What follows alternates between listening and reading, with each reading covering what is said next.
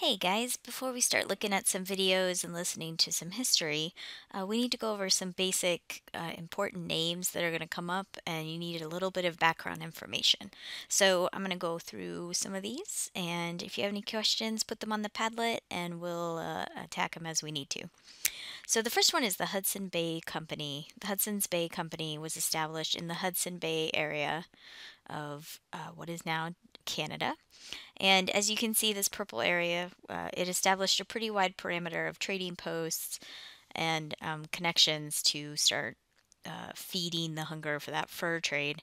It eventually went down into the Great Lakes and had some other connections with some other trappers there and made its way over to the west, what is now our area, in the 20s and 1820s and 30s.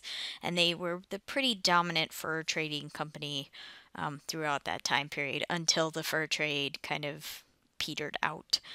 But their most important fort that they established was Fort Vancouver along the Columbia River near Portland, Oregon today.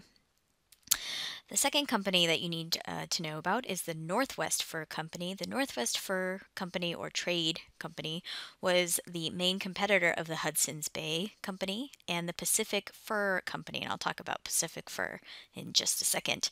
But the Northwest Trade Company also established some trading posts in the Washington and Oregon area, and one expedition specifically led by David Thompson in the late 1700s really established further inland trading areas in the Washington area, and a lot of tribes interacted with the Northwest Fur Company that way.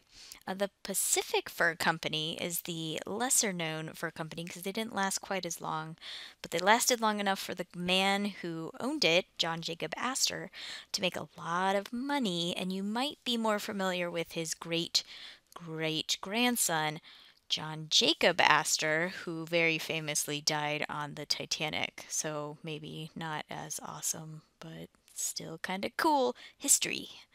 And then the last one that's going to come up is Samuel Hancock.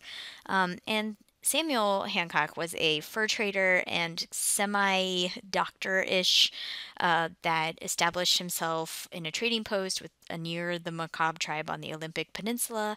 And he just wrote down a lot of the stuff that he observed, especially most notably with disease and the spread of disease.